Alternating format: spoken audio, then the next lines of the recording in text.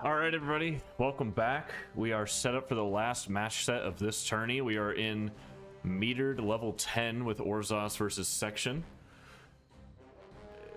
We've seen a lot this week. We've seen a lot of different strategies. A lot of them come up around Affinity.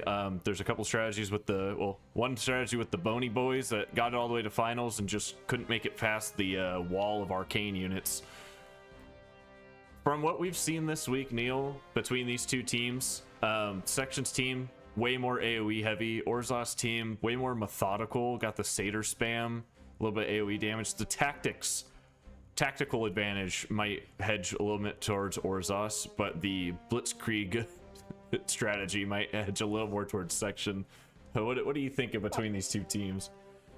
So what I think is one of the best ways to beat section ratio tiles sections teams is to have lots of range and force Section to walk in and play the game you want to play.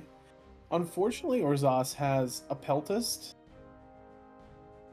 a Gungnir, and a Galder, and that's about it. I think really you want something like an Archer that really annoys these AoE classes.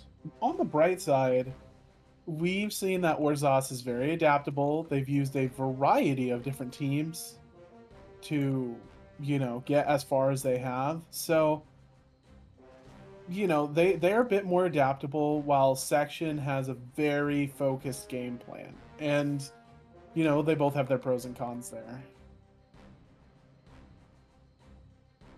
Out of Section's team, I can't remember every single match that got played this week. I can't recall if the double bandit ever came down.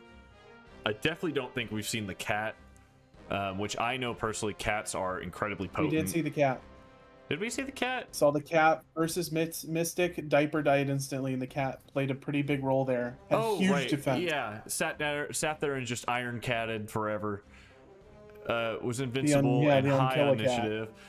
I'm still interested to see this Summoner plus Dark Fire Beast plus Dark Air Beast, or sorry, regular Fire Beast and Dark Air Beast combo. Summoners do have a AoE buff, kind of like the Undead Summoner, where it gives Affinity Beast specifically extra bonuses, and they even have like I think it's one Affinity Orb spell. You choose an Affinity Beast, and they just get like a ton of stats for like 2 or 3 turns. A lot of people are kind of sleeping on it.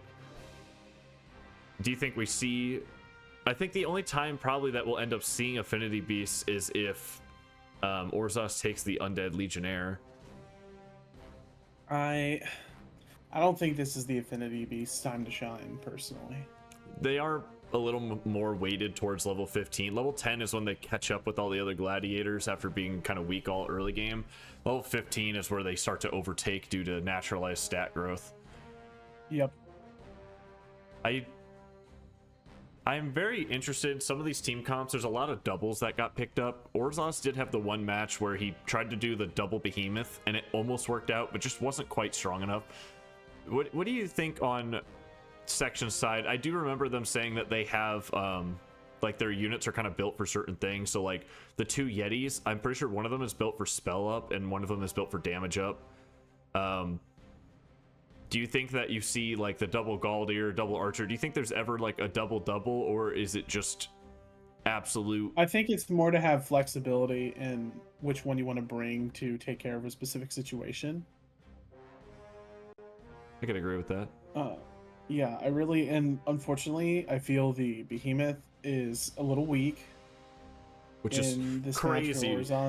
With the innate face, we have yet to see the Behemoth actually be good. Like, everyone's surprised that it has innate face. The lights can't do anything against it, but then we've just watched the Behemoth do nothing. Like, they died. He had 2 of them in the match against all the lights, and it just didn't matter. They ended up not being able to do enough. Absolutely true. And with the bug fixes that we have coming in the next patch, they might get weak because they will have they will no longer have innate face. They will also be able to get knocked down. There might be some room for getting some power back into their skill set because they seem like they're a bit on the weaker side. What do you think the most important unit in each team is? That Dervish has shown itself to be an absolute nuisance. Being able to pick a point within, I think it's 3 or 4 tiles of yourself, and do like a 5x5 of AoE damage that also applies slow turn. Or maybe it's not slow turn, maybe it's just blind. Does a lot of damage. Huge damage. Light unit, so it can come around, it gets its turn pretty quickly, and a lot of these maps force you to make placement decisions that you can't spread yourself out far enough against the Dervish. Okay. For Orzas team, I really would like to see good Satyr play. Oh yeah, you put Satyr the Satyr in the back and just he busts a move. Yeah, he needs to bust a move. The I is pretty huge here. You really don't want to have. The worst thing you can do is have Section's team go and then your team goes, because you're not going to have much of a team left to go with. So a Satyr to kind of fix I is pretty important here. Yeah, especially if Section chooses a map. Section does have first map pick and first unit pick, so especially if Section chooses a map where you're forced to basically be in these enclosed quarters, like the road snow map. Like you literally cannot place your units far enough away on road snow in order to escape the sandstorm ice breath. Maybe the ice breath, but definitely not the sandstorm. An interesting thing, we did see Section. I can't remember. I feel like they dropped a game somewhere in like the pit, something like that. I find it interesting that even in the pit that like they're not taking these AoE skills, because I think the Dervish in the pit would be insane. Bladestorm is normally only 1 tile within, but since he has effect range up, you can make it 2 tiles. You could just AoE apply a bleed to every single person on the enemy's team for free. We have not seen that tactic, but that is a tactic that could come up. Good hit for sure. This chat is asking who you're gassing up for this specific match set. Satyr. The Satyr? Kind of the unsung hero of Orzas team. I here is important. I think I is way more important here than it is in a lot of sections. I know we've had some really ugly turn orders in terms of people who've like cursed I pretty hard, but I think it's more important here than it was before. Also, getting that crowd meter up, getting like defense boost, attack damage up, crit damage up, initiative up. Yeah, I was about to say it is very important here, because the meter means the crit damage up is not as much RNG as it is in the meterless battles. Absolutely.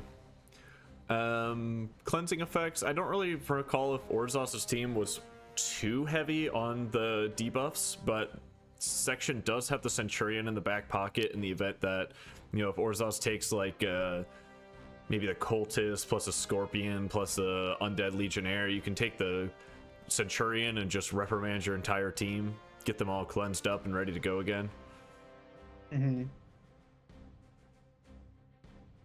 Trying to look through and see if I'm missing any tactics. I don't think Orzas picked the Berserker. Berserkers are a little bit stronger in metered than they are in meterless, and we did see one of them come out in meterless and just get absolutely slammed. They're a little stronger in metered due to everything is kind of just a little bit stronger in metered, but also remember, one of the most important things in metered is that accuracy is less valuable than usual, because crit makes you ignore accuracy. Yeah, so as long as you're hitting the bars you're go hitting in on damage, means heavies and lights have a lot more use than they usually do. In meterless, we saw it was pretty medium heavy, especially because we saw bony boy strats. But also they're just accurate. Just an accuracy issue. So you need to be in meterless. You need to be thinking like, you know, mediums aren't going to be as useful. You need to be careful. But yeah, just tiny things to think about. All right, the poll prediction is up. You guys can use channel points to bet on who you think is going to win out through this tournament set, this match set. Neil's going to do his customary flip a coin. Who's the coin flipping on this time? Google says Section. Google says Section. Alrighty. I have let the contestants know that they are cleared. I'll get this gamepad in my lap real quick so I can flip turns. I've let the contestants know they are cleared. Any moment here, we will start getting into the matches. Ready. What would you be picking here if you're a Section? Road Snow. We did see, if he watched earlier, he would know Road Snow is pretty devastating for, like, in a good way for his team. Yeah. I mean, he also knows that X-Zero, like the 6-tile placement also forces you to place units within a range that he can reach. Mm-hmm. The insta dervish pick, it's going to probably be Dervish Yeti. He knows that and this is exactly what I was talking about a moment ago, the Dervish and the Yeti's AoEs don't hit their own allies. So when you're in somewhere like the pit and you get the first turn off, you can just basically insta clear half the map. Personally, if I'm Orzas here and I end up dropping this first match, since you're P2, I think you run it back on Alta Harun, where you can just play the pocket. Yeah.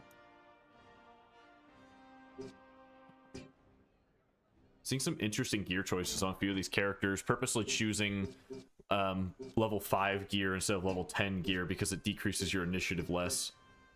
I was about to say. We have seen that the higher level gear is not always better, unless you're playing Valkyrie. Snagging the Dark Air Beast and Summoner here, I don't quite agree with that selection, but the Dark Air Beast I don't agree with it this early. The Dark Air Beast is quite potent because just by being on the battlefield, she has a minus 15% INI bonus debuff against enemy units. Are we going to see the return? That could make a big difference. Going to see the return of the Behemoths potentially? Orzas, knowing that the first turn is going to be Sandstorm to Ice Breath, he's got to make his first choices here really matter. Yeah, that's true. Hopefully we see a unit that has like Indomitable Will or Discipline. We're going to see a Galdir. I have a feeling that Galdir is going to just get instantly shut out. I was about to say. Although Orzas can place their units around so that they're not caught in the middle of the AoE, but then they're going to be so spread apart that they're not going to be able to back each other up. Mm-hmm. P2 does place the first unit here, so we'll see what Orzas decides to go with. You just have to be really careful because if you place your units too close together, they're just going to get derooted on the first turn. You almost have to go middle, full top, full left, full right as your placement in order to spread out far enough. But do they see that? Honestly, if I'm section here, I think I place the Dark Air Beast before the Yeti. You want to place the Yeti in the Dervish last, because you want to try and pigeonhole Orzas into getting his units as close together as possible. That's fair. And you really don't want to be in a situation where your Yeti's getting disrupted. Yeti is very hard to disrupt if built properly, but... Now you've got 2 units laying right in front of this Yeti. This Yeti for turn 1 is just going to Ice Breath on both of them, and they will probably have the initiative kick due to the Dark Air Beast reducing initiative. Mm-hmm. Not a bad placement on there. Maybe the Dark Air Beast is there almost exclusively for their ability to almost guarantee a first turner for you. As we've seen out of section this week, they have a pretty decent understanding of some of the game mechanics, and from the time we've talked to them, and they talk in the Discord, they have a pretty good grasp on things that are strong in the campaign and could be leveraged against human players. Things that are consistent, things that don't have a lot of variance. But I think that Orzas has just put his team way too close together here. I think we're going to see a Dervish like right on one of the sides, and it's going to be Darude time. I was about to say, this could get ugly really quickly. Really, really quickly. If that Dervish gets her... And I could get my channel points back. If this Dervish goes first, she is definitely going to just absolutely wreck the map. It looks like somebody has bet the exact amount of points you bet against you. Okay. It's the battle of the 2Ks. Oh, there's 50 extra points on section here. Slightly hedged that way. Someone's been hearing us, hype up, gas up section's team. Huh? Don't trust me in my gassing. It hasn't worked out most of the time. Okay. Getting a first turn. Actually, if this mongrel has, what's it called? Hobbling kick. Super kick coming through. I think that's an INI decrease. No, that's damn down. Okay, but what about the gonna come through? This is what I was saying was Oh, he actually can't choose for Darude because no line of sight. Blade Storm applies a bleed to everybody nearby. I think you just put the bleed on and you put Orzas on a timer. Oh, that's not bleed actually. I think her blades might be bleeding blades. Oh, okay. I would be going for the Blade Storm here. Dust Devil 2 instead. Really? That's an INI decrease. Also, what a good show of the blast. Oh, yikey. So much INI debuff right now.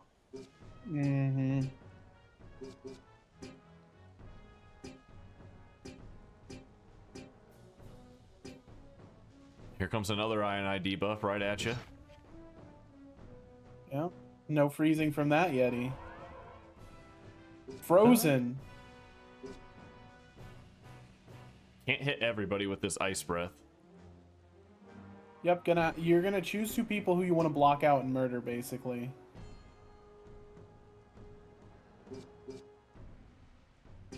Cry of Anger is also great. You have plenty of time to... Ooh, miss on the meter. Uh-oh. Miss. That's not good. I think he's in a very advantageous position right here. We might see a meteor drop, but we do know meteor will affect your own units. Yeah. What do we see out of this Yeti? Probably a Frost Breath or a Icy Breath. We do know the Yeti can't be frozen, the other Yeti. This would do big damage, and if you crit on the numbing blows on this air beast, she does just die. Yep, true. And you don't want to be hitting the Dust Devil at this point. The Dust Devil, the Dervish at this point. She's already done what she's needed all of her SP. Yeah, she's already popped all her SP. We're gonna get a nice breath. Nicely done on the meter. Big damage. Remember, the other Yeti is fine-ish. Okay, poison hurts. This Yeti's got like one good turn left in him. Thinking about what he wants to do here. If he does this ice breath attack, it will do big damage, but it'll also wake them up. Yeah. He's trying to decide if he wants to wake up a unit here. Yeah, that missed Cry of Command's really... The Cry of Anger is really hurting here.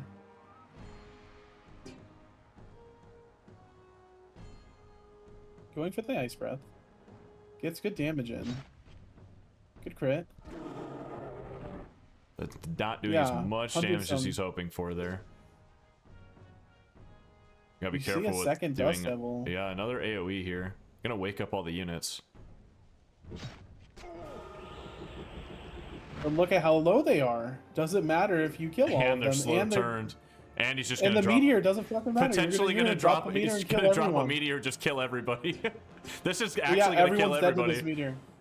It's killing everybody except Diaper the Dervish. And the Dervish. That's crazy.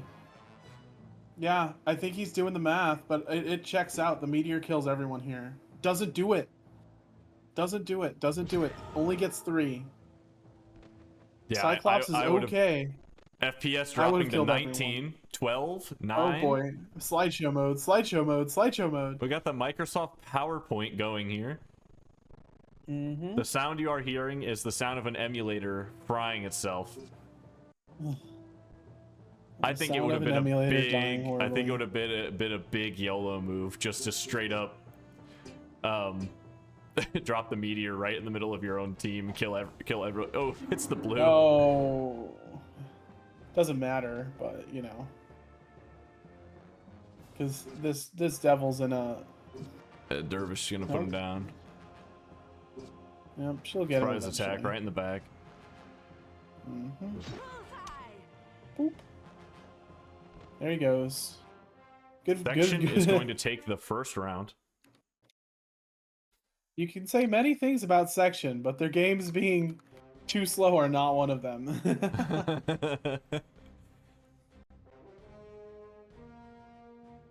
Orzas does have map pick here. If I was in his position, honestly, I'm going Alta Harun. You think so? Absolutely. You go Alta Harun, you get the pocket because you're P2. You set yourself up for a pocket pick. They want Drias, though. Hmm.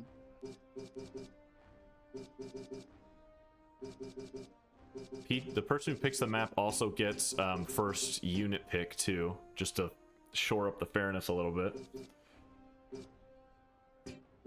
I think we're gonna see the Satyr come in. I think we're gonna see a Orzas classic here.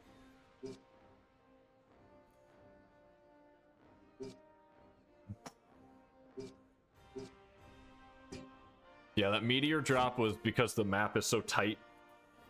It has to focus in on the particle effects, and it just brings everything down. It probably also didn't. Sorry, it probably also didn't help the emulator that 4 people died off of that, and one of them's an affinity beast who does an explosion particle when it dies. We do know that this map is also kind of tight quarters, the Stadium Drias map. You do get the upper platform, we can have the 1v1, and the lower platform, it's really tight, but it's not like claustrophobic. They can still spread out a little bit and kind of knock some of these AoE characters away from what they want to do. Might see Double Bandit Gaming come down.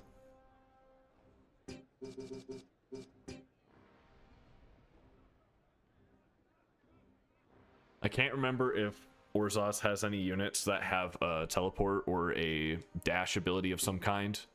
Because if you want to take hold of that upper platform and then like dash down.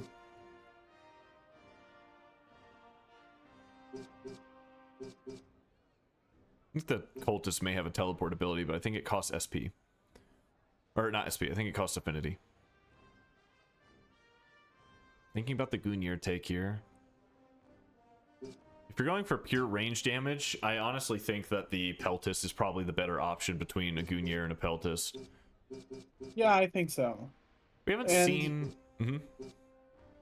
Well, the Gungnir's ability to swap into a bear we've seen is pretty useful. The bear is better than we've imagined, but we've also seen it many times not really matter in the grand scheme of things. And yeah, I don't buy 100% into Gungnir on this map. I get that it's got the weight class advantage where you can turn into a wolf or you can turn into a bear to kind of shore yourself up a little bit, but giving up a turn to shift and I don't know, it just doesn't feel that strong to me personally. There's a place here where Orzas takes... Okay, he's gonna take the Berserker maybe? Nope. There's a place here where Orzas takes either his Valkyrie or his Sakari and uses their teleport move. Oh, sorry, that was Section's team there. Yeah, they did end up taking the Berserker. They were just looking at the other team real quick.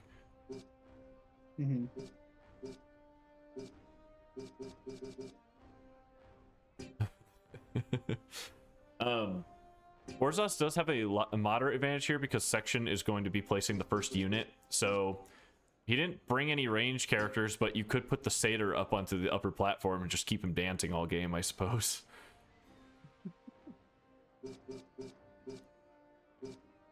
It's actually interesting on Orzas' side. Instead of the Berserker, I honestly would have taken probably my Peltist, and then you basically have to goad Section into putting a unit up on the upper platform. You say, you know, he's got first unit placement, so if he by his 5th unit, if he's not placing a unit up on that upper platform, you have a very free Peltist. Yeah, you'll have either a free Peltist, or if they decide to put a unit on the upper platform, you just don't respond, and then that unit gets to take ye old Turbo Walk. Turbo Walk. Ye old what a thrill. Although, if he does have the Summoner would like to sit up on top of that platform. He can use Far Strike repeatedly for 1 Affinity Orb. He can summon Affinity Beast down in the middle of the enemy team. I think placement-wise here, you definitely place the Dervish last because you want to try and goad Orzas into accidentally clumping up some of his units. I think it's like, right now, I think it's like a Centurion placement. And I honestly think you want to keep all your people down here because you want them to be grouped. Yeah. You want them to all be standing next to each other. Him having someone on that island is almost ungrouping them in a way. You know what I mean? It's like diminishing how much AoE damage you'll be doing in that ever so important initial volley.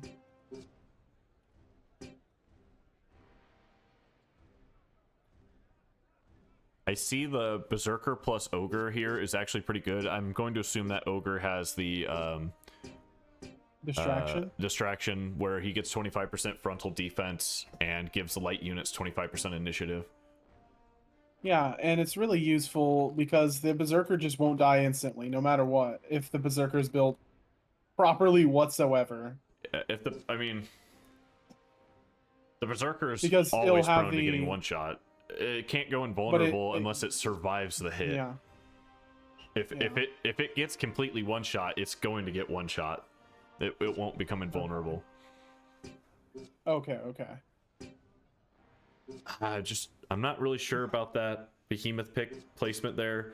I have a feeling this dervish is just going to sit right on the side and just chuck a sandstorm right in the middle of the team. And remember, this behemoth does not have the counter-attacking equipment, so Bastion's good, but I don't even think Bastion was in his skill set.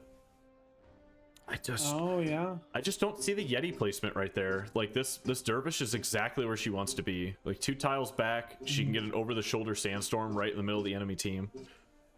Mm-hmm.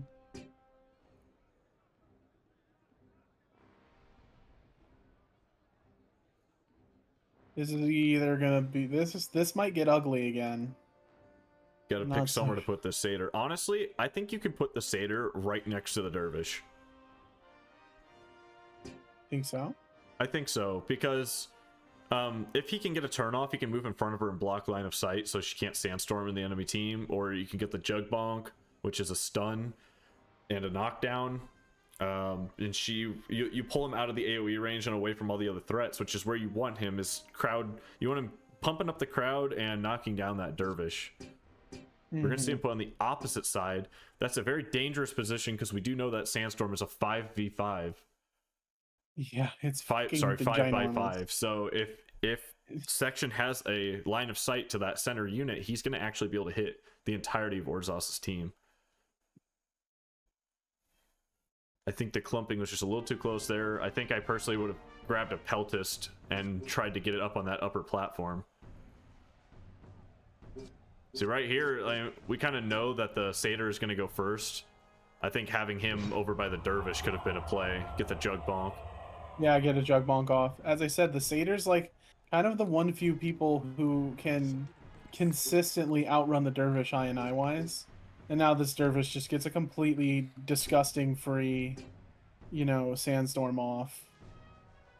Oh, the sandstorm, it actually looks like the sandstorm does hit allies, but he can put it in a way where it doesn't matter. It'll hit 3 enemies, yeah. Honestly, yeah. Just hit the 3 enemies. And they're some of the most important enemies that you're fighting here. Big damage. Is decent. And the slow turn and blind is just gross. No back attacks awarded anywhere here due to I'm pretty sure most of these units have awareness. Yeah. Like this ogre is just pretty tanky. But he can get incapacitated. He's got indomitable will. He's petrified immune and deliberate nature. Okay. This dude's immune to CC through and through. Mm-hmm.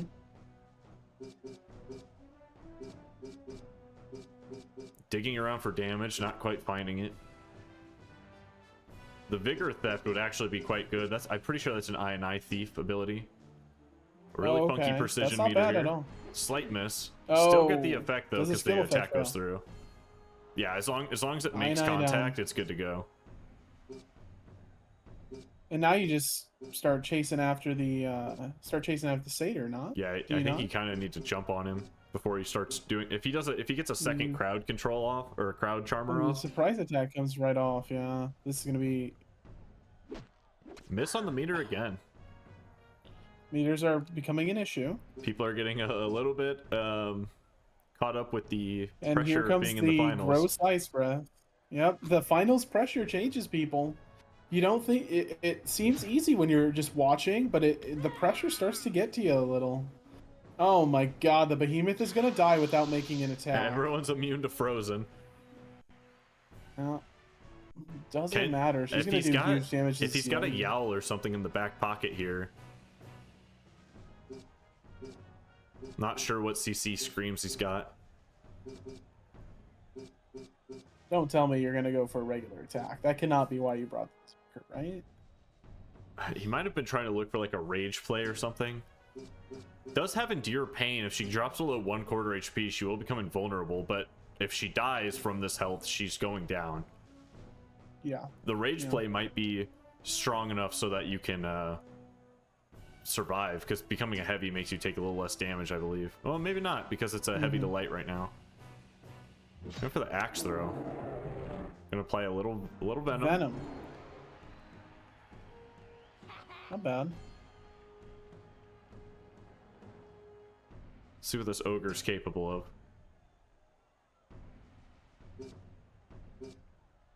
A lot of skill range on this guy. He's got the full Dell, so he's going to take 25% reduced damage from facial hits. A lot of buffs on this bandit. Holy cow. Yeah. Are we in a level 15 game? How long? That's what it feels like, huh? These units, though, are not typically immune to Petrify. Maybe Fearsome Funk will put them on their butts. Give them the stanky. It's 2 Petrifies. I think we're going to see a second Crowd Charmer here. That's what I'd like to see for sure. I don't think immediately breaking this Petrify is the play. I think getting that crit damage up, because the Dervish has already blown all of her SP. She cannot Sandstorm a second time. So now you're kind of in the stabilization phase where you need to get the rest of your buffs up. Yep. Maybe a Merry Jig would have been nice. Instead, we're unpetrifying everybody. It's They're not just too gonna bad. get up. Oh, I think he's looking at return Frost Breath, actually. The play we did not see. All right. Okay. Prove us wrong. Play. Prove us wrong. They do know their own characters a little better than us. Yeah.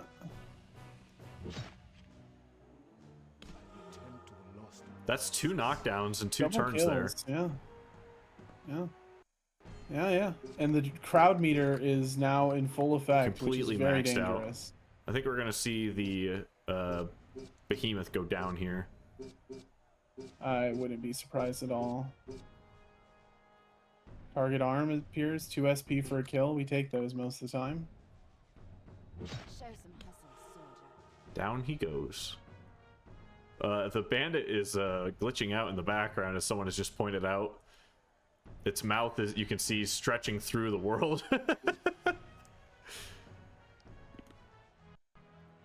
That's a pass out of that dervish.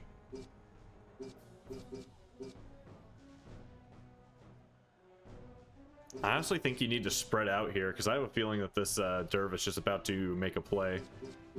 It's just about to go for round 2. It's been long enough.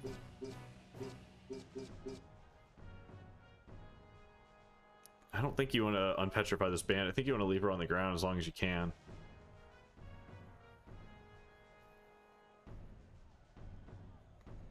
To be fair, her prospects were not all that good the last time we saw her. They were. That's true. Her damage was a bit low. She does kind of feel like the weakest one on the board right now. Yeah, I think you need to get over to this dervish and start. Wow, that is some damage. Oh, that's because the adrenaline went off. Yeah, that's gonna hurt. That's gonna hurt for sure. That is Kills 3 her. down.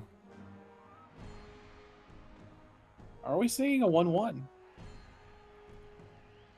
Still digging for the SP here. He's gonna pass again. Chug Bonk just to reapply a stun effect. Miss on the meter, but I don't think it's gonna matter. Stun happens anyways. And she's about to get frozen. Not immune to freeze. That's not free. I don't see freeze. Oh, yeah. the dervish also has adrenaline for some reason. I did not know that was in their repertoire. Really hard to miss these matching meters. That's the beauty of the heavies. Well, anyone who's been playing video games long enough basically is almost guaranteed to hit these matching meters. It's just second nature to know where the buttons are at. Mm-hmm.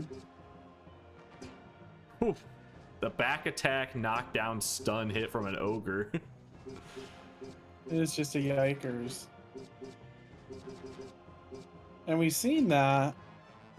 Yes, the AoE is great, but without the CC that accompanies it, the clapback can be even greater. I honestly think that the summoner pick here was probably a little bit actually on the weak side. not having other summons to already play around with, and for some reason choosing to put the summoner in line with the rest of the enemies. You probably could have put the summoner up top, honestly, and just had it rain far strikes down, and it would have done significantly more work than getting CC'd and dying. It's like, yeah, you're spreading your units apart a little bit more, but I think the summoner up top with far strike and far strike 2 is just, I mean, that's better than a Peltis in some cases.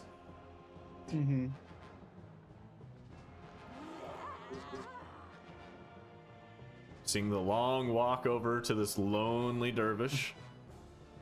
Yeah, this dervish gonna have to do some magic. Magic that I don't think exists. No, I think she's about to get axe thrown to death right here. 206 damage. Orzas gonna find the pocket pick and bring it up to a 1-to-1. These battles are going a bit quicker than meterless battles, but I think that's just because at level 10 there's not as much access to damage reduction, revives, and initiative buffs, revives.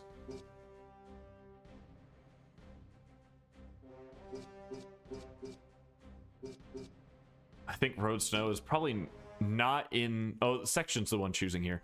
Road Snow is definitely, I believe, in Section's favor because it's a forcible lineup start.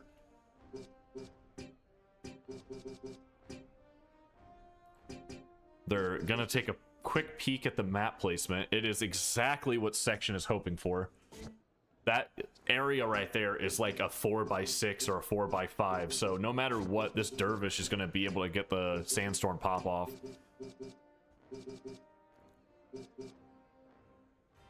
Maybe seeing a Galdier come in. Digging around. Section did tell us that a lot of his units are spec'd towards a specific thing.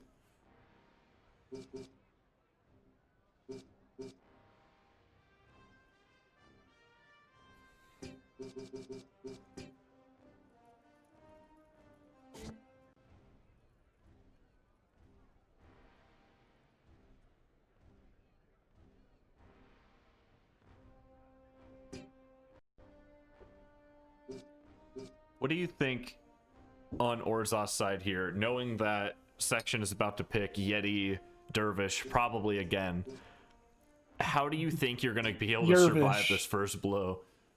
Like, you have to have people that are immune to freeze. Immune to freeze, and that's pretty much it, was just freeze immunity. Not a whole lot of other CC. Yeah, you just pick stuff that won't get frozen, and then you CC back.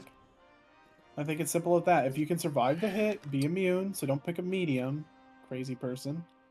Survive the first strike, CC him back, and get your win. Pick him apart. I think it's the play. It is important to note that while the Dervish is going to be able to get a Sandstorm off at the beginning if they want, the Yeti will not be able to get an instant Frost Breath because there's going to be 1 to 2 tiles of separation. The Yeti's not actually going to be able to reach out to those other units right away. We're about to see double Yeti gaming. They were thinking about it. They were hovering. Oh, sorry, they were hovering it.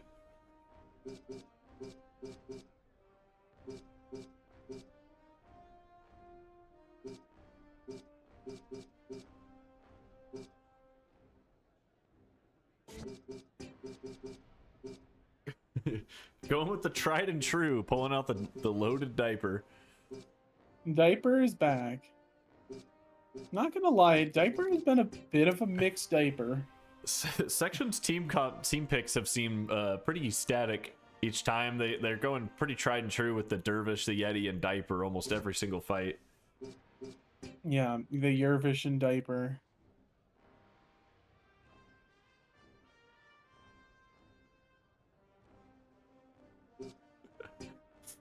Leonard's talking about his Amazon comp.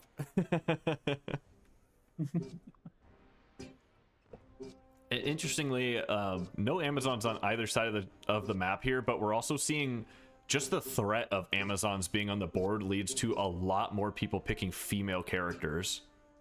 Yep. You can see the double Galdier coming out. Oh, they're already starting placement, but Orzas has not finished picking his team.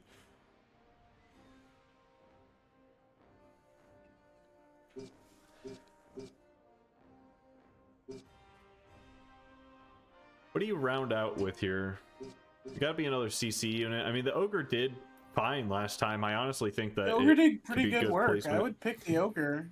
If you I mean, have good sorry, placement. the Ogre's already in there. I meant Cyclops? I think the Cyclops is maybe what I was thinking. Sorry, I'm a lot of pictures there. Cyclops could be good. A bear could be good, although you don't really have any attacks to go over the top of the bear. The real question is, who do you have that's immune to CC? Because they're the one who will not be a liability when you get comboed. The Valkyrie actually has Indomitable Will, which makes her immune to a lot of CC. Mm-hmm.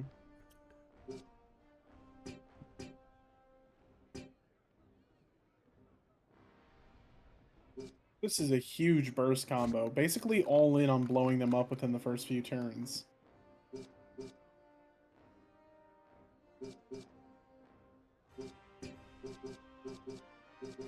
I would have loved to see a cleanser on Section's team. I think it really would have been helpful, but I understand the want to just go all in. The Galdier have Song of Clarity.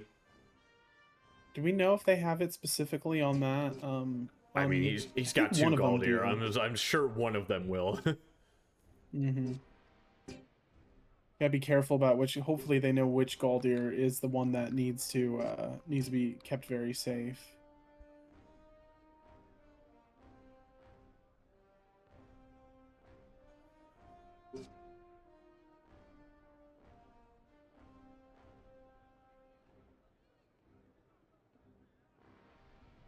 They're taking a really methodical time here to place their units. I think keeping the Satyr safe in the back, just having him dance up a storm. Orzas is trying to be really deliberate with their placement, because the Dervish is just going to come right out swinging with a sandstorm. Like there's no way around it. But looking at looking at Section's team picks, unless both of these, or at least one of these Galdiers has all of the song, like the screaming, the Dervish gets her sandstorm off, the Yeti gets a frost breath off. Where does that lead you for damage? As we saw in the last map, nowhere. And they didn't have enough, and it was an extreme problem. The Dervish got her first turn off, and then immediately just passed for 3 turns. Mm-hmm.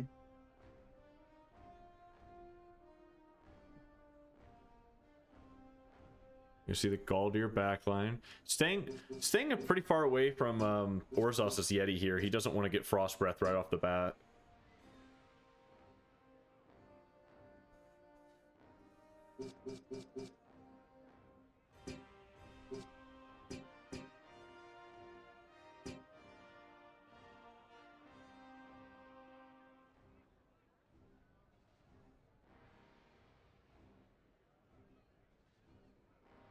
Really taking their time here on the... I mean, it's understandable. Very tactical. Wherever you put your units is going to be the most important part of this battle. The sandstorm is going off no matter what. It's just a matter of, after the sandstorm goes off, if there's anybody left standing, how are they getting to the enemy team?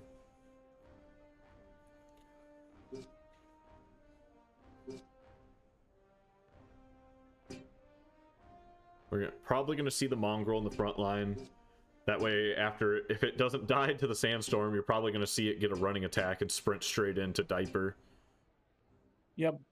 Shutting Diaper down early so that way he can't get the Meteor off in the middle of the enemy team. Pretty good play.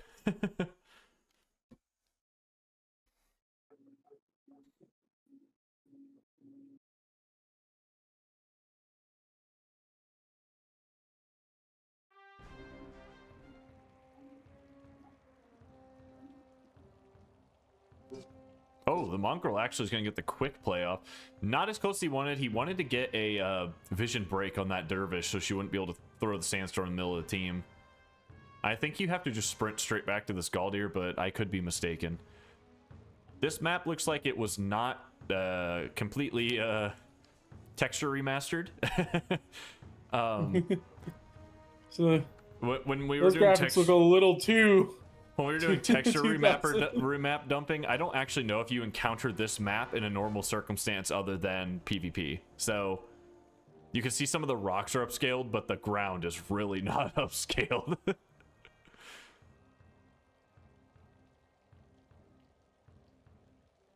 He's digging. He wants to see. I think it's a mistake to move here because now the Yeti actually has a target that they can hit in order to get their frost breath off. Yeah. And remember, the effect range is freaking huge. I know he's trying to make it so that... Oh, he's going to actually be able to get it. I was going to say, he's trying to make it so that the Dervish cannot throw her Sandstorm.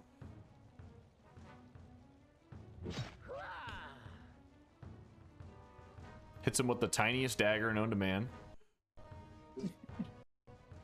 Blade Storm time. I think it's the I decrease.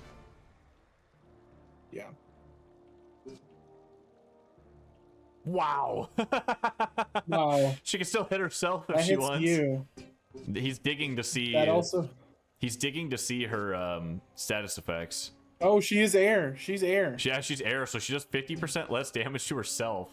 To herself. Massive and you're brain hitting 3 play. People. Giga brain play. Wow. I don't know if they saw that, but that was. It's a good thing it's half because that Dervish took 101. Wow. Aurora gonna come out and knock this satyr straight to the ground potentially. Yeah.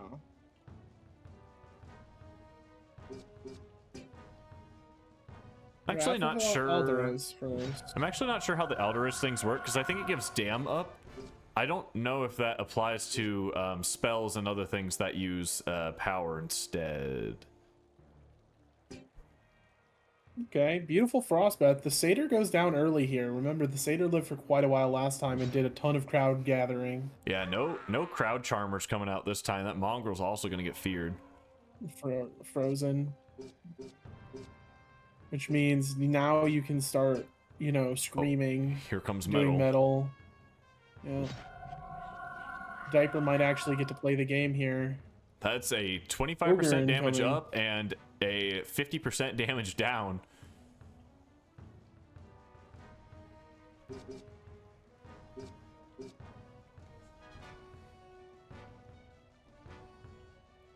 This metal skill is quite potent. Yes. I was to say that Galdir should be taking a lot more damage than she is. She probably also has full del, so she's taking 25% reduced from phase. Yeah, she's got full del. The level 10 range pretty much level 10 range is pretty much just straight up every arcane unit has full del. 25% damage off the face is pretty crazy. Thick hide on this guy is giving him extra 15% damage down. People in chat are saying that the Rage Valor is the damage buff. It does not increase your dam, but it actually increases the total quantity of damage done, so it doesn't matter what you do.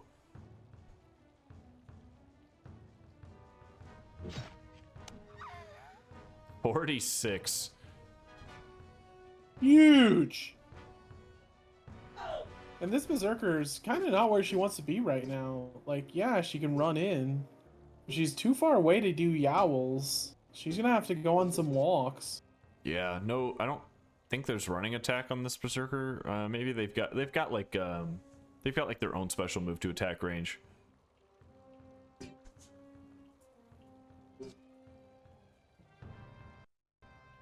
You'll see some summon power come out here. Turn. He's gonna summon power for sure.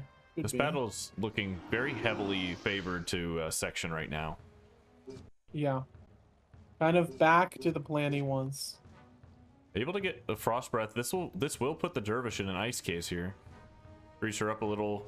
The Yeti will not be frozen due to its one of its innates.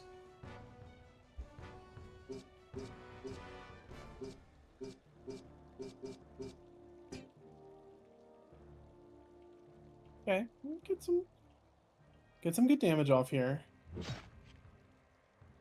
And a freeze. On only the Dervish, by the way, because the Yeti obviously doesn't care. Still quite good. The Berserker's getting into range here. But question, meteor time, right? I mean, or you can't drop a meteor. Yeah, you can't drop a meteor here. Oops, sorry. That probably doesn't work on the ogre. You will hit your own. Oh, actually, you don't need line of sight. Oh, it does. That's gonna kill get two. A beautiful meteor off. Kill two. Dude, good kills too. He's because if digging you kill the around. Yeti, He's digging around to see if it's worth to knock the Berserker too. I don't think Far strikes it. I think you need a meteor. I think this gets out of control. I mean, it's not. There's no way it gets out of control. We always say that, you know. I mean, at this point, like, yes, I believe dropping the meteor is the play, but I don't think there's a way that this gets out of control for Orzas. His Satyr being down, he's not getting the buffs that he wants. Here comes the FPS drop. Ooh.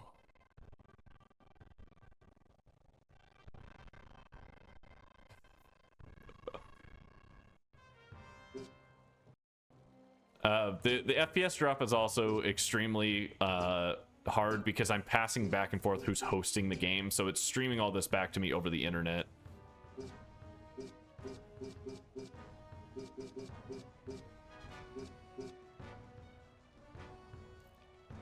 Ice breath. I don't believe this Berserker is immune to pretty much anything.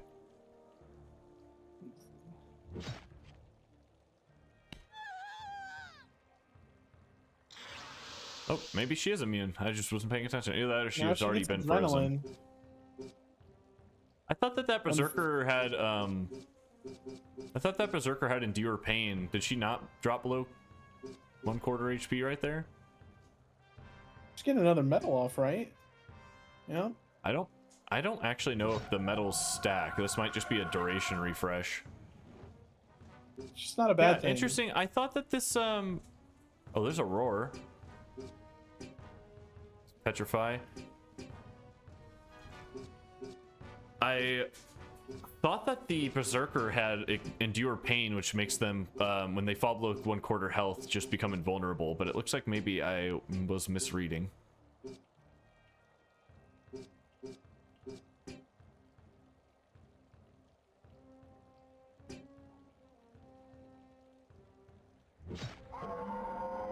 Gonna petrify up these 3 units here. Does he Fearsome Funk and just petrify up the other 2 units too? That's a good question. Not a lot of damage coming out of this ogre either.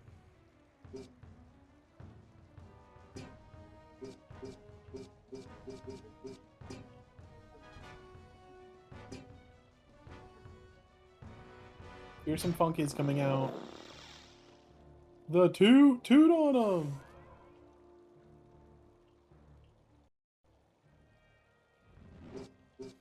So Yeti has seen better days, but I think that still doing what he needs to. Frost Breath kills on a crit here, yes?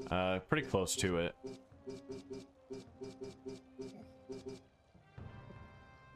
I think it does, but hard to know. Oh, sorry. Endure Pain just makes them take less damage. It's called Ignore Pain is the one that makes you immune when you fall below 1/4. They probably I think with a crit this would kill. Yeah, they probably just didn't have enough JP to get Ignore Pain.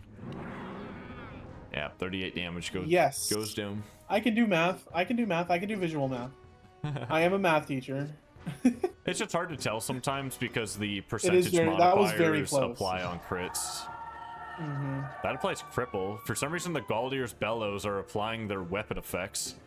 It may need to be something we look into as a balance patch. Any bleeding Galdiers, huh? I don't think they have a weapon that can apply that will apply bleed, but the cripple effect is strong because that's minus like 10 or 15% initiative.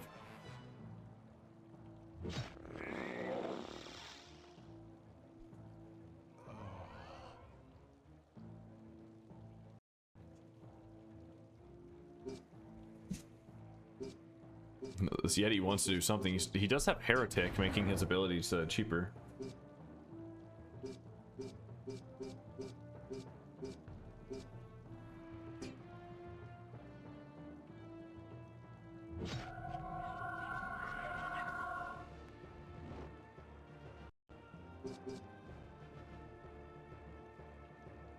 Wow, that sliver of damage. I guess the metals do stack. Yeah, it looks like they do stack.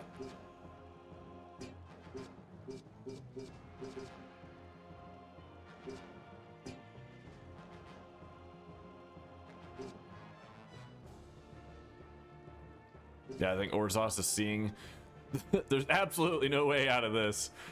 This is going to be a no unit loss victory for Section, it's looking like.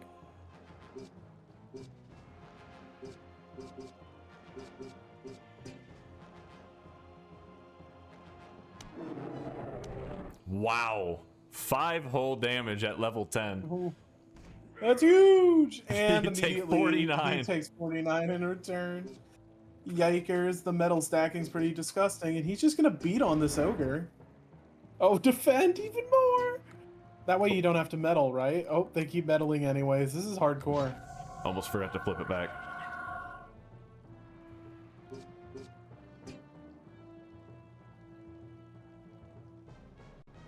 Yeah, you give these Galders time to set up and your units just become invincible.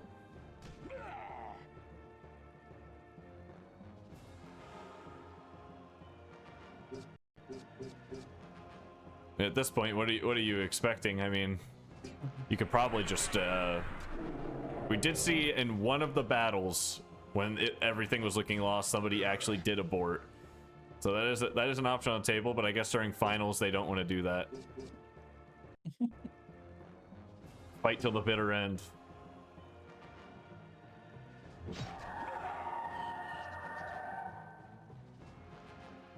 That is going to be 2-1 in favor of Section. Do we see the Alta Rune pick here?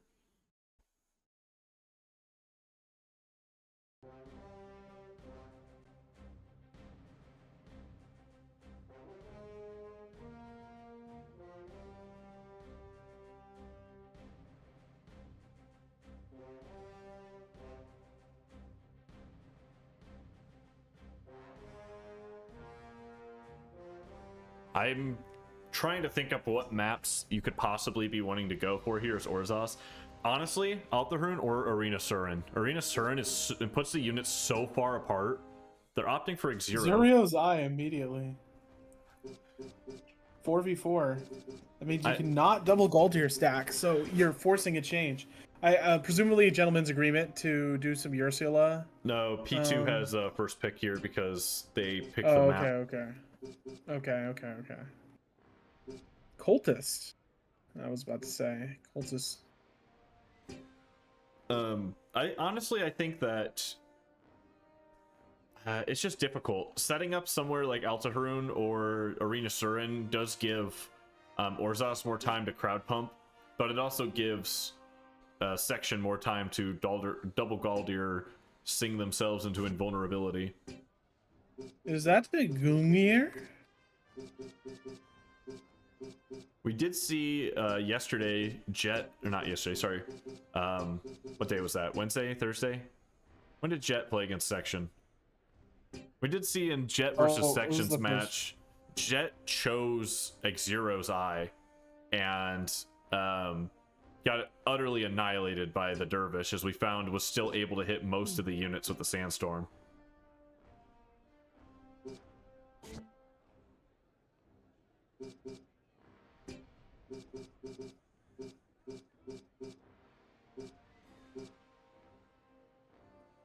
Oops, someone's asking questions on here. Oh, okay.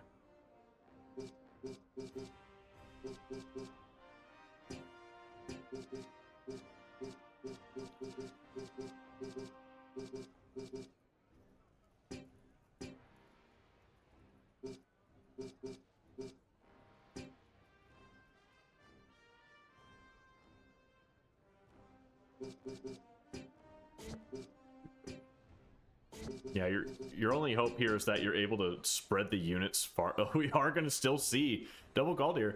I think the problem here, though, is that the double Galdir can sing themselves to a near invulnerability, but your damage is kind of lacking a little bit. Maybe the invulnerability is just enough that you can kind of heal your way through it, but it looks like Orzas is going to go for Satyr Crowd Charm up, Gungnir Peltis throw stuff, and the Galdir just sings her metal.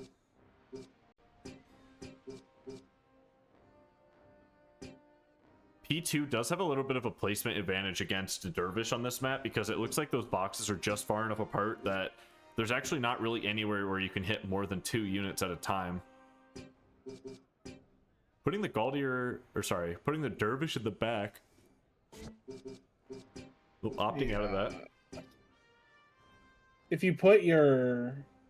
if you put your Galdir there, you risk line of sight issues. P2 does get a slight high ground start here, I believe, but P1 has the availability to get to the central platform faster.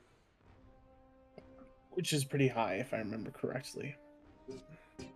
I mean, the height doesn't matter too particularly. It's just the ability to actually get to it. We are seeing Section hold on to this dervish. Not a good place for him to put it down. Section was probably remembering when he played against Jet the other day and had the immediate sandstorm on turn 1, still able to hit 2 people, but not seeing the option when he's on the other side. Oh, Yushis drops another nugget of knowledge. Heck yeah, he pressed a Y button. Or press the Y button, ayo. I've never seen the tournament competitors do that. Yeah. See, you do start Merry jig time? P2 does get to start with a slight height advantage here. It looks like they're counting tiles. 102 movement stat. Look how many buffs this Centurion starts with. Holy shit. I'm sure Orzas just opened that and went, what the heck? They have a huge move stat on all these units. Move stat is the amount of time, or how often your unit takes a movement action when it's not your turn. That can give you a little bit of extra movement around the map. Starting off with height advantage here is pretty good for P2 in this position. Watch me dance. Watch me dance. This map may need a placement balance. It's a little difficult because of the rock placement formation in the middle. Oh, she wants it. She wants it. Yeah, I mean, she gets up there and she's got height advantage over everybody. There's not another higher placement on the map that you can actually feasibly reach. Nowhere to sandstorm. I think you need to walk up. Unless you want to beat the shit out of your own team. Sounds like the plan. Oh, let me make sure I put them on.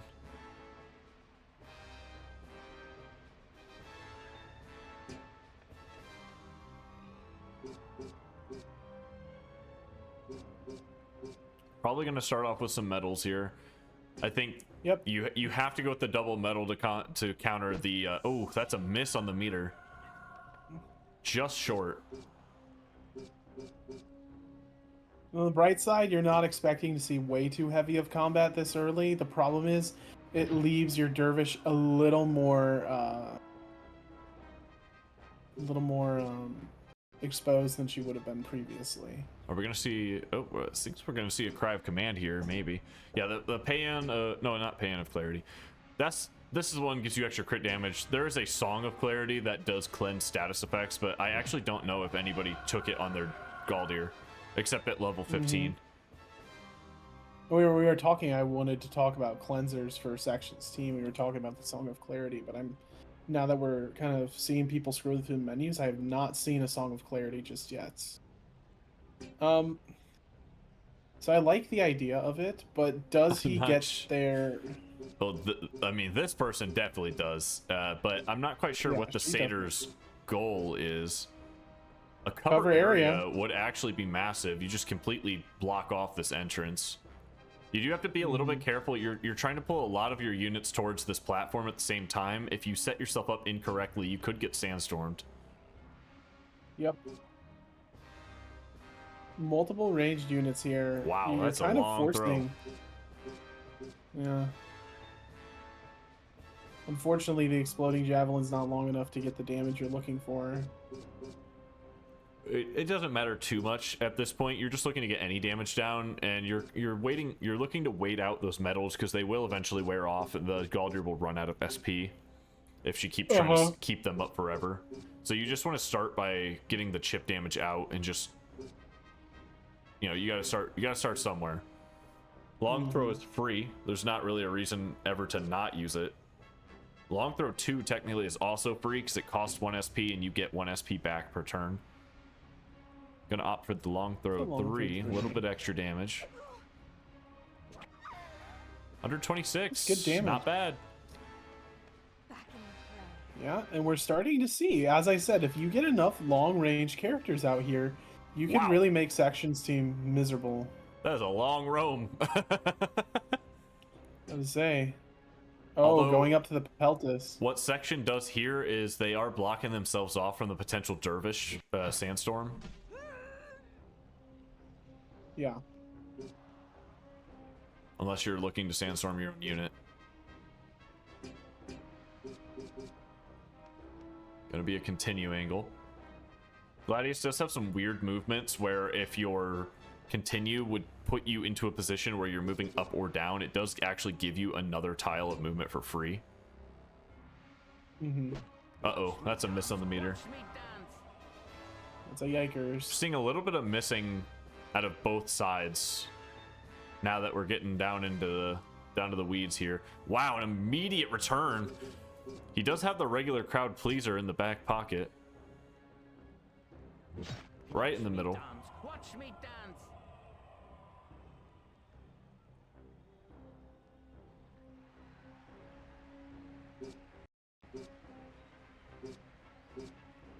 dance. The line of sight break from this Gunir standing right here.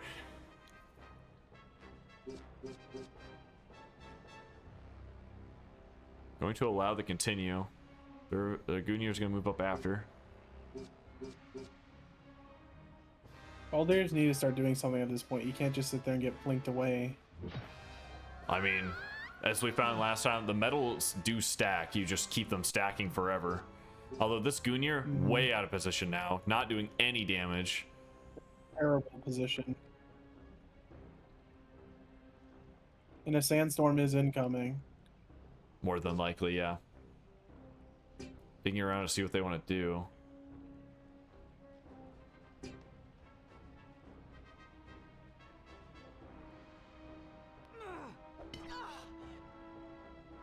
$19 damage. Yeah, these Galdi are just causing a lot of problems.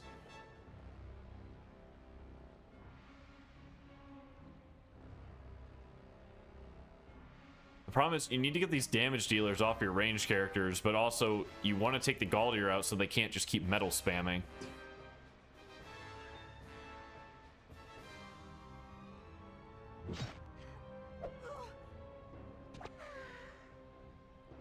Interesting. She still took the same amount of damage even though she's been metaled.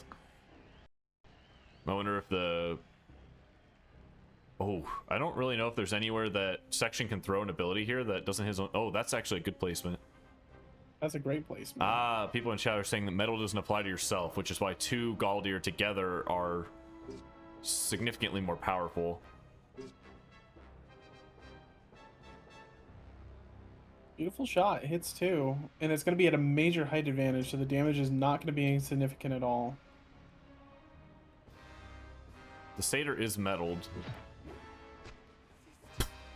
But look at the... Yeah, I that think that's almost considered mattered. a spell effect. I'm not sure on that one. That almost mattered, baby. That almost That mattered. was a lot of damage. That's probably height advantage plus spell effect plus supplying a weapon effect times 1.5 damage. Yep. Now I think we're gonna start seeing the Not the Rage of Satyr Alders is come metaled. JR, the Satyr was metaled. down. Yeah. Very important distinction to be made. We're gonna here. start seeing the And now Wrath we of have Alvarez seen, yeah, the damage corner has kind of increase. been turned from meddling to Wrath of Alvarez. You feel you're in a strong position, want to do something. Still has metal on all these units for probably another turn.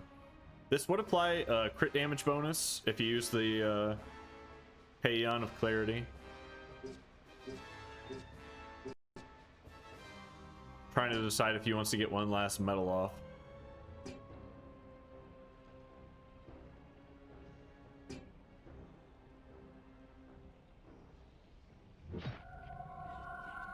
Scaldir is extremely susceptible to just getting smacked by the Centurion now. I'm pretty sure once the Galdir goes down, her song also stops. Interesting choice. Oh. Bye-bye. It was a good run while it lasted.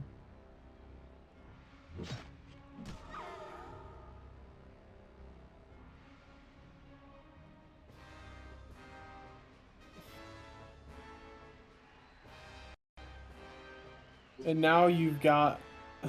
It's looking a little...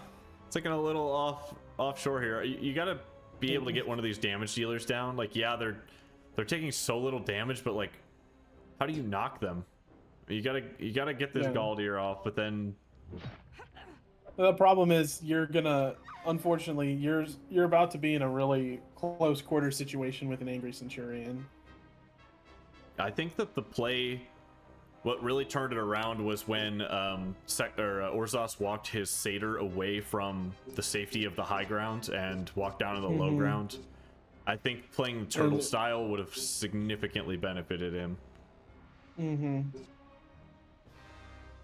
Do we just see a regular up? You just want to be stacking up your SP for a stronger attack. Don't want to take half measures.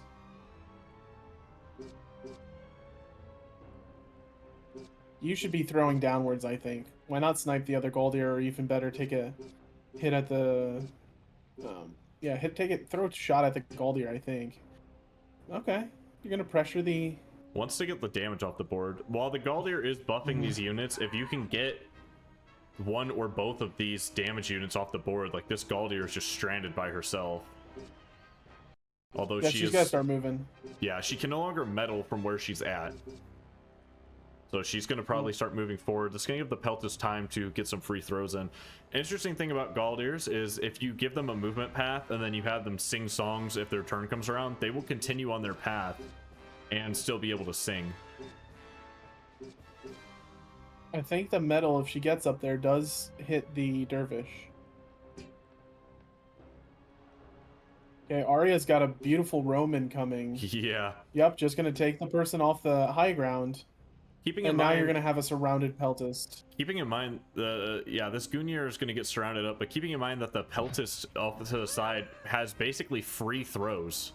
Like, their throws cost almost no SP.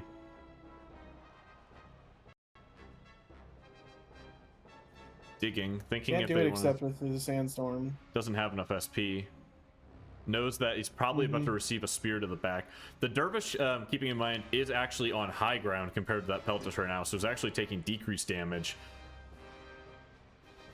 Not Being anymore. on the low ground now, but it completely depends on if Orzas still has line of sight. Yes, he does. He's gonna dig. Like. Yes, he does. With a long throw 3. Long throw 3 crit will knock this unit. And then it'll just be a matter it's a little risky again. It's just going to matter if the Centurion can ever get over to this Peltas before getting 10,000 spears thrown through her chest. We're probably... I don't actually know what you give to this Centurion. Looking for damage, maybe. Damage is complete crap. Do you walk your Galdier right in front of the Peltas and start wasting its time? I mean, the Peltas takes probably 2 throws and then she's down as well. You have to defend the Centurion. It's kind of your last chance. If all that you have left is your your Galdier, it's not going to go in your favor. Okay. So right there, that's what I was talking about. The Galdier does get to keep moving. This Gungnir is going down. Target arm gets the kill. Yeah. Boom. Oh. Ooh. She probably has crit negation or something akin to that. Unfortunately, she's kind of low on... I think you just try to get your air affinity attack off before you die. Yeah, that's a good idea. I don't think hitting the Galdier matters that much. Potentially looking at a bear form. Bear form does heal you for 10 to 20% of your health.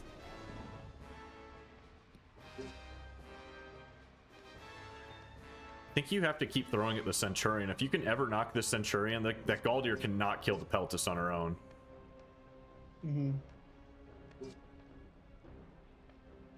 Okay, that's not an exploding javelin. I was gonna support. Gonna burn herself out of SP trying to hit the Centurion repeatedly, but you got to do it while she's over there. Yep, I think Section is probably gonna run this Galdier, as you said, right into the Peltas face. She can move up and strike, correct? Oh, target arm gets the kill here, guaranteed. Oh, fuck. Oh my god, that's on my bad, but they're taking... It gets the kill. I'm trying to comprehend what's happening at the same time. As I'm trying to switch back and the forth. Galdier's gonna get right in front of and just completely block off this Peltas. Peltas gets one more turn to throw. And even if it takes 2 turns to... Oh, That's ugly. I don't think you can you get wanna- throws at the Centurion anymore. Yeah, actually, if she Yeah, can move this up a is tile ugly. here, she can still get throws off at the Centurion as the Centurion's running over at least. The Centurion Yeah, did sure. burn herself out of SP, so she does not have room for a while, at least 2 turns. I Can't strike from there. I think you go on the closer tile, because if you go on that farther tile, the Centurion can actually hit you from the low ground. But if you go on this closer tile, you can hit the Centurion the whole time she's walking over. And you're going to regenerate 1 SP right here. Okay. Oh, it does have enough for a roam, but is now seeing that they cannot actually get in range. Yep, gotta walk. But do we see a medal come out of the Galdier? She could do a medal right here if she wanted to. Button. Oopsies. We could see a medal right now, and that would give tons of defense. I think a medal is an absolutely disgusting play. We're going to see damage come down. It's a bellow. Kind of... That's a play cripple. Cripple. I down and damage down is disgusting. Digging for that roam. Actually, roam on this Centurion is only 1 SP. They must have SP Saver and Heretic. Wow. It looks like Section is going to possibly be able to wrap this up with a bow. The Galdier just too strong. Here comes the medal. Here comes the medal. And now the Centurion is right where she wants to be. And yeah, you're gonna hurt the Centurion one more time, but it's a big who cares at this point. Look at that. The damage goes from like a third to maybe an eighth. For the people in chat, I don't believe you can double Heretic, maybe? Can you apply Heretic twice? I thought it was a one and done. Oh, okay, good damage, but it doesn't fix the core issue here. You just roam up, you're gonna get cut her roamed. off. Wow, that Peltis is not taking nearly that much damage. It doesn't matter though, she's too close. Yeah, and you have more than enough SP to keep spamming metal. Yeah, I mean, the roam costs 0 because this thing has Heretic. It's over right here. And the target be leg or head gets a kill. That's gonna be a 3-1 for Section taking this finals.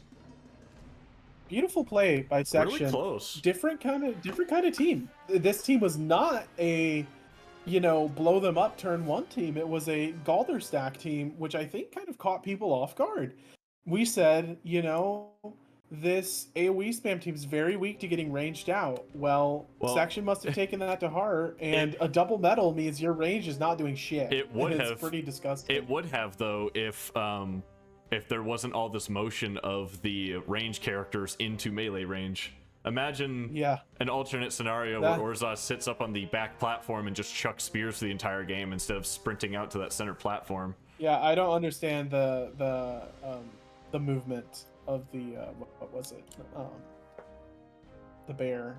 I'm gonna bear lady. I'm gonna pull Section in here so that way we can have a little commentary with the winner, and then we'll wrap out the stream. Before we have our commentary, I require my bet to be a win.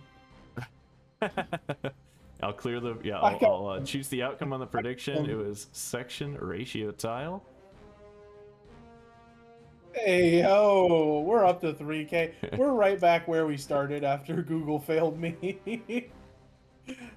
All right, I'm gonna pull Section in. Hello.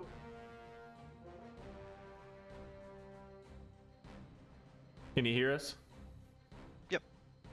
Welcome back. Congratulations to the on the win. Winner's room once again.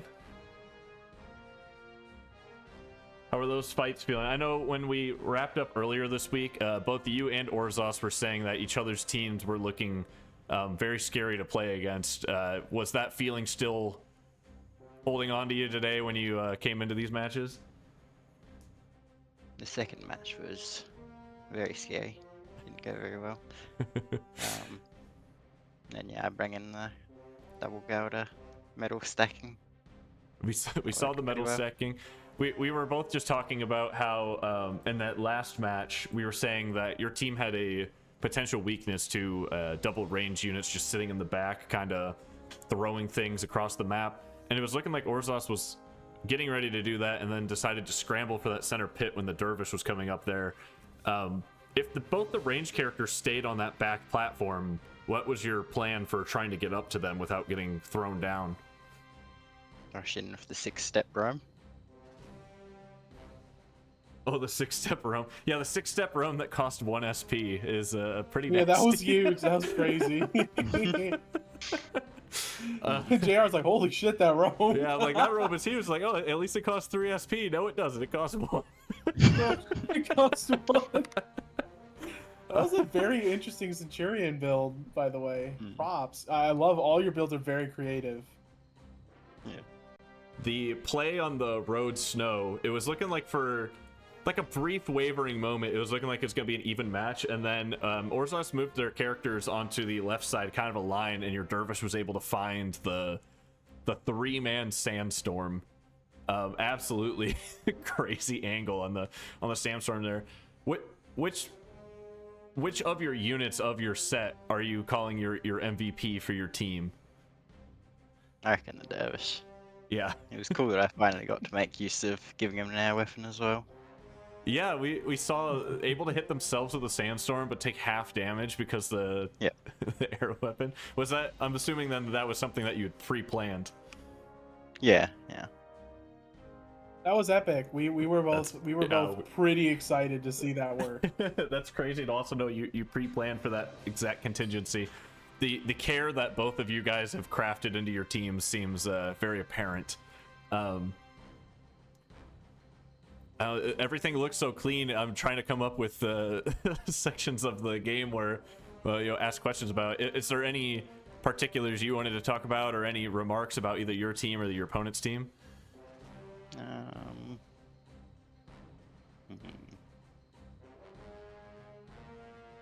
Not sure. Just clean through and through. All right, well. Oh, the Gunganeer was air. I think that definitely helped that last battle a fair bit as well. Oh, okay. Yeah, we were trying to figure out where the damage was going. All right, well, with that, congratulations to winning, and thank you very much for coming out. For everybody who's in the chat and has interest in it, we do have a Hall of Fame channel, and both of the winners from today they'll have their save, the current patch, and an image of their team put down in the Hall of Fame. In the event that for some reason you ever want to mess around with those teams, or if we're doing PvP nights, we might have like a Walk of Fame PvP night where everyone can choose a Hall of Fame team and try to beat each other with it. Sounds cool. Thank you very much for coming out. I'm going to put you back down to the interviews channel, and we're going to wrap out today's stream. Yeah, congratulations one more time. Really well played. Thanks. All right, and with that, thank you everybody for coming out. We have had a week full of Gladius. Over the course of the week, I've been slowly kind of drip feeding out a little bit of projects that I've been working on, the community's been working on. We've got the PvP nights, which will be coming up. We've got the modding tools, which now it's considered version 1.1.1 of the tools has come out due to a few bug fixes, but they are fully operational now. You can use them to unpack and repack your own files. Over the course of this week, I will be rapidly updating on that with a few features I've got in mind, including team randomizers, tree view, so you can keep track of your projects, your different projects you got going on there, and if I can swing it, it'll be completely dependent on my own programming skills, but I might get a modder helper feature to help you kind of figure out what files are good for doing what. Other than that is our tournament for this week. Congratulations to both of the winners.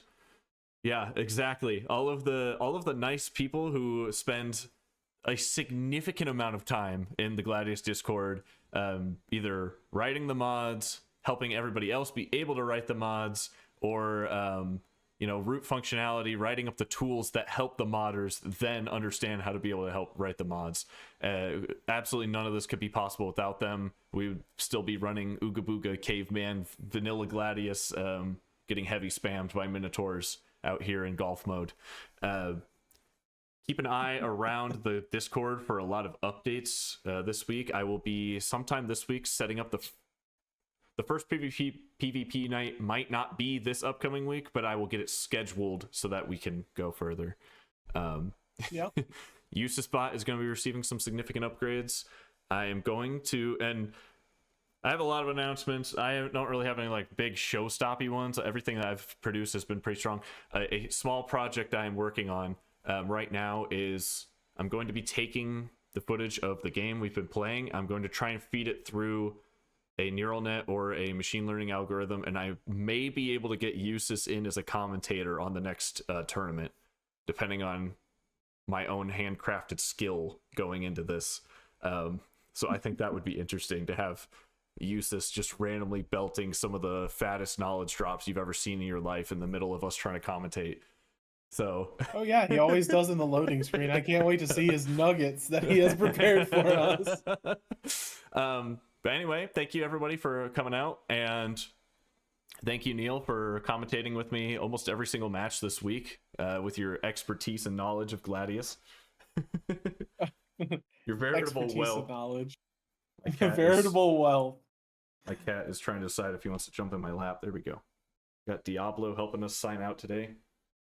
Again, thank you for everyone coming out, and I'll let you guys know when the next tournament is slated to start. That's going to be later, us guys. signing off. Yeah, have a good one.